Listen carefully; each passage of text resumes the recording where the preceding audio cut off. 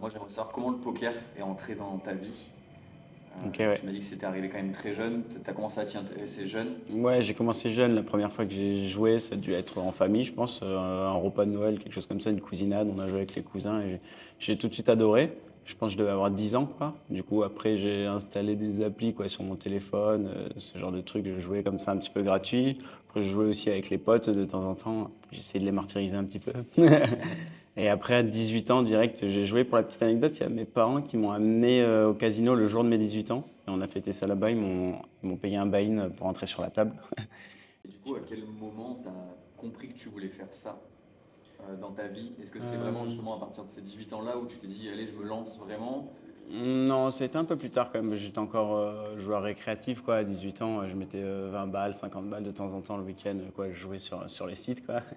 Mais après, là où j'ai commencé à vraiment faire ça, pendant mes études, j'ai quand même toujours beaucoup joué. Et il y a un moment où je me suis dit, du coup, je devais avoir 22, où je me suis dit, bon, je joue un peu plus sérieusement, je joue sérieusement sur les tournois à 5 et 10 euros et je vois ce qui se passe, quoi. Et j'avais fait un très bon mois et j'étais monté petit à petit sur les 20, les 50 et j'étais encore en études, j'étais en L3 à Grenoble à ce moment-là. Et l'année de ma L3 à Grenoble, c'est l'année du confinement. Et au moment du confinement, je savais que j'allais arrêter un petit peu les études et je commençais déjà à me tâter, me dire est-ce que je ferais pas une année en tant que joueur pro, quoi. Et du coup, quand il y a eu le confinement, je me suis dit, bon, ok, il y a eu un gros, gros boom du poker en fait pendant le confinement. Et du coup, je me suis dit, je vais jouer toute la journée. J'ai joué pendant un mois et demi tous les jours, 12 heures par jour. Et ça s'est bien passé. Ça a été concrétisé par une grosse perf à la fin. Donc, Ouais, ça a c'est été le ça qui m'a lancé, déclic. quoi. Ouais. Ça a été le déclic. Donc justement, ça a été le déclic. Et après, il a fallu en parler à tes parents, j'imagine. Ouais. Et eux, comment ils l'ont vécu, ça, ou en tout cas, comment ils l'ont accepté, puisqu'ils l'ont accepté. Ouais, bah en fait, après cette perf, il y a justement quelqu'un qui m'a appelé pour rejoindre un centre au Cambodge. Donc c'était il y a un peu plus de 4 ans, il y a 5 ans maintenant. Et il m'a présenté le projet Natser, du coup, et ça m'a plu. Et je savais que j'allais faire une année pro de poker après le confinement, mais je savais pas encore si je voulais la faire tout seul de mon côté ou si je rejoignais justement cette structure au Cambodge, qui est quand même un sacré pas. Et j'ai choisi cette deuxième option, et du coup, ouais, j'ai dû leur, j'ai dû leur annoncer ça. Donc au début, ils savaient que j'allais faire une année pro de poker, quoi. Mais ça a quand même été un truc assez difficile dans un premier temps, enfin la première fois que je dis d'accepter que bah, j'arrête les études, je pars au Cambodge au moins pour un an. Donc voilà, moi je suis jamais parti de la France, je suis toujours resté loin. Le plus loin où j'étais, c'était à 1 heure de chez moi, à Grenoble justement, quand j'habitais à Valence. Donc c'est quand même un grand pas. Mais bon, après ils se sont intéressés à ce que c'était le projet justement Netzer et ils ont assez vite Ouais, adhéré au truc, quoi. sur la nouvelle, ça a été la double lame, quoi. C'est je Ouais, veux faire ça, et en plus, je pars à l'autre bout de la un planète. petit peu. Ouais. Bon, après moi c'est vite soutenu quand même. J'ai eu de la chance là-dessus.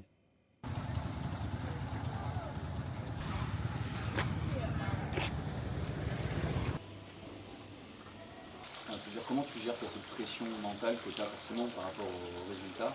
Ou est-ce que ça te Ouais. passe un peu au-dessus et toi, tu es vraiment en mode Euh, kiff tout le temps ouais, je pense que j'ai pas mal de chance vis-à-vis de ça. Parce que moi, j'ai l'impression de plus de me transcender, entre guillemets. J'ai un côté très compète, quoi, et j'adore quand il y a des gros enjeux. Je sais qu'il y en a qui travaillent beaucoup là-dessus quand ils travaillent leur mental, c'est parce que ça peut les bloquer un petit peu quand il y a des gros enjeux où ils ont plus de pression et mentalement c'est un peu plus dur. Moi, c'est les moments que je kiffe le plus, quoi, et que du coup, je suis en plein lâcher prise quand je suis dans ces moments-là, et souvent ça se passe bien, quoi.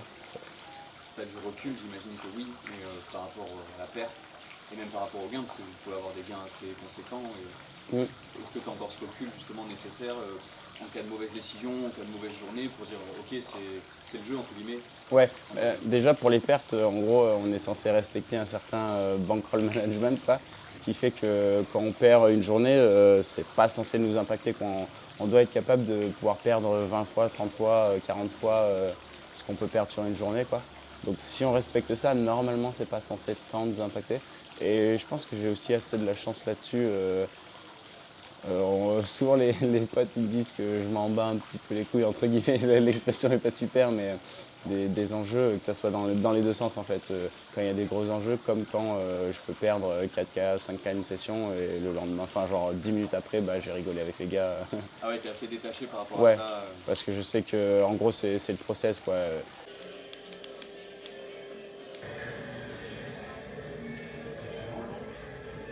Ça fait 2-3 jours que je te suis. Effectivement, bon, tu es en décalé, tu travailles de 23h à 6h du matin. Ouais.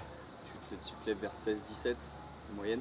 Et est-ce que tu as quand même ce côté où tu te sens parfois un peu isolé ou ça t'atteint pas forcément? Ok. Bah, isolé, entre guillemets, c'est vaste. Il y a un premier truc qui me vient à la tête, c'est que bah, je suis au Cambodge, donc je suis forcément loin de tous mes amis, ma famille et tout ça, quoi. Donc ça, je les vois que 1 mois par an l'été quand je rentre. Donc je suis loin d'eux, quoi. Donc on peut voir isolé dans ce sens-là. Après, ici, du coup, comme je disais, on est 6 grinders dans la villa. Et il y en a un qui a le même rythme que moi, avec qui je m'entends très bien, sûrement mon meilleur pote ici. Donc, donc ça va, en vrai, moi, on est deux, j'ai de l'interaction tout le temps avec lui. Après, même en fin de session, il y a les gars qui ont commencé à jouer, donc je les vois tous aussi le matin. Donc ça va, je me sens pas tant isolé. Moi, je le vois un peu le poker, je ne le connais pas trop. Quand Ouais. même, c'est un milieu un peu où vous avez vraiment la pression du résultat, tout de même. Et tu peux, est-ce que peut-être te sentir un peu submergé et dire oula, faut que je fasse un petit break pendant peut-être 1 semaine, 2 semaines, tu vois, je sais pas. Ça t'est déjà arrivé ou pas? Bah, j'ai jamais eu de gros burn-out, quoi. Ouais. Mais de temps en temps, ça m'arrive où je me dis, bon là j'ai beaucoup grind, je vais quand même prendre genre 2-3 jours où j'ai besoin, au moins pour me reposer, quoi. Parce qu'en gros, quand je suis en series ou une période où je grind beaucoup online, souvent je fais 6 sessions, des fois même j'en fais 7, quoi. Ça peut m'arriver d'enchaîner 10 sessions, c'est arrivé là en décembre. Et du coup, à la fin, je suis quand même bien fatigué, donc j'ai besoin de dormir 12 heures et de faire un petit peu autre chose. Ouais, Donc ça ça peut arriver. Mais après, moi, tout le temps, au bout de 2-3 jours, j'ai envie de retourner aux tables, quoi. Ah ouais, Ouais.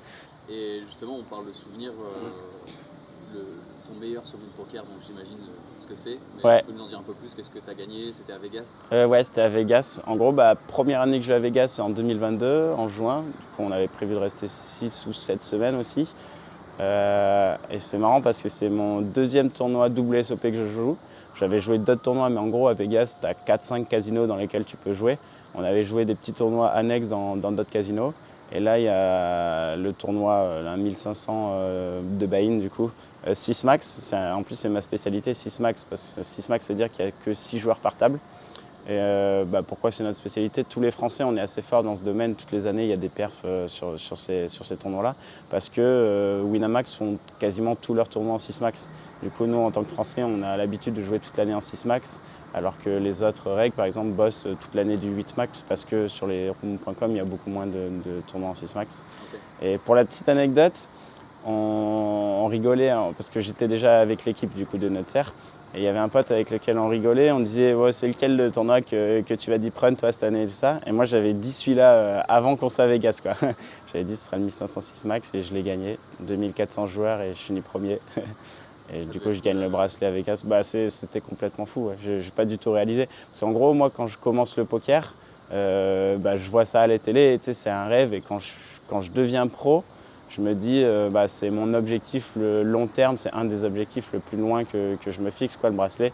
Et là, deuxième tournoi. En gros, c'est mon premier tournoi ITM aux States, quoi. C'est le bracelet, quoi. Donc c'est assez fou. Enfin, j'étais hyper chanceux là-dessus, quoi. Tu avais quoi, t'avais 22, 23 ans? Ouais, 22. Ouais, c'est ça. Donc, tu fais partie des plus jeunes gagnants? Ouais. Je crois que français, je suis le plus jeune. Okay. Et après, il y a à l'international, maintenant, il y en a qui sont plus jeunes, quoi. Mais plus jeunes français, je crois. Ouais, souvenir de fou. Surtout qu'en plus, je l'ai fait dans une équipe, quoi. Et du coup, forcément, vu qu'on mutualisait aussi les gains, j'ai eu moins pour moi.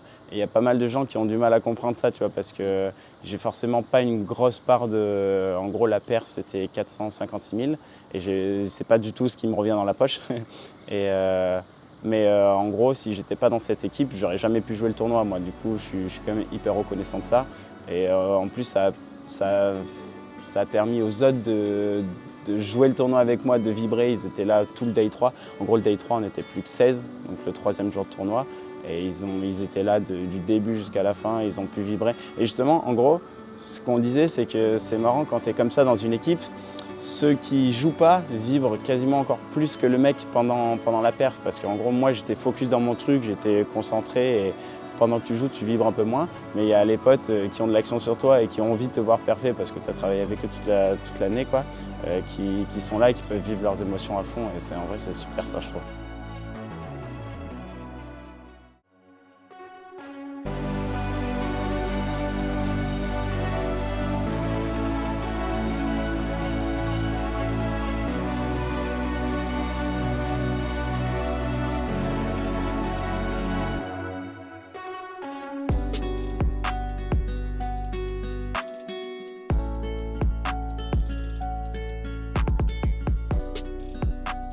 là justement par rapport à tes débuts, si on part un peu plus loin, tu te vois où dans 10 ans?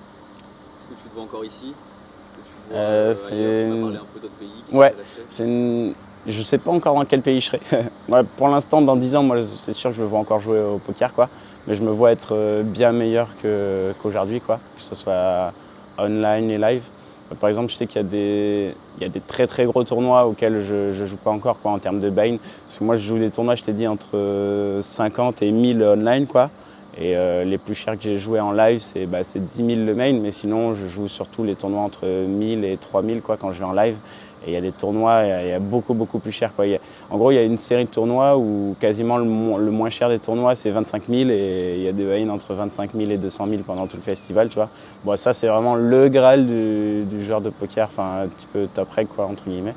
Donc, il y a encore beaucoup, beaucoup de chemin et je ne sais pas encore exactement où je serai dans 10 ans, mais j'ai envie d'être beaucoup plus haut, beaucoup plus fort que ce que je suis maintenant, en tout cas, dans le poker. Tu ne te vois pas faire autre chose, quoi? Non, pour l'instant, non. Trop passionné encore pour le moment.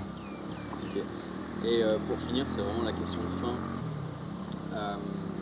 Est-ce que tu as une ligne conductrice dans ta vie qui t'a permis d'avoir cette vie-là que tu as méritée et qu'à un jeune âge, en vrai, tu es là où tu voulais être? Ou est-ce que c'est vraiment qu'au feeling, il n'y a pas forcément quelque chose qui te c'est ligne conductrice, c'est assez dur à dire. Mais je dirais que j'ai suivi ma passion, quoi. En gros, j'ai été passionné, j'ai beaucoup joué de 18 à 21 ans sans être pro, quoi. Et en gros, ça faisait plein de fois, j'ai parlé justement à mon groupe de meilleurs potes que je voulais peut-être faire ça. Mais à la fois, j'étais dans les études et je me disais, il faut que je finisse mes études parce qu'au moins, si ça ne marche pas, j'aurai un backup, quoi. Mais au bout d'un moment, je me suis dit, go, quoi, on essaye de vivre de sa passion. T'as juste et ce que tu voulais faire. Ouais, voilà. Je me suis dit, je vais me donner là-dedans. Okay. Parce que de toute façon, j'arrivais pas forcément à me donner dans les études. Je me suis un peu découvert quand je suis arrivé au Cambodge en termes de capacité de travail. Parce que j'ai toujours été, entre guillemets, un branleur, quoi, à l'école. Ça me faisait chier, quoi, de réviser et tout ça. Donc je me suis jamais trop donné dans les études et je pensais que j'étais comme ça, tu vois. Tu penses que c'est de nature au début quand ça fait 21 ans que t'en branles pas une dans les cours, quoi. Et en fait, c'est juste que ça me passionnait pas. Et là, je suis arrivé au poker, ça me passionnait, j'ai eu vite envie de progresser, quoi. Et tous les jours, je bossais dans un truc qui me passionnait. Du coup, je me suis découvert une capacité de travail que je soupçonnais pas, quoi. Concentration, de tout ouais. Ça. Ouais, comme quoi, c'est vraiment un beau message de dire une fois que tu trouves ce que t'aimes. Ouais, voilà. Faut trouver ce qu'on... Tu passeras plus en mode travail, en fait. Carrément. Okay.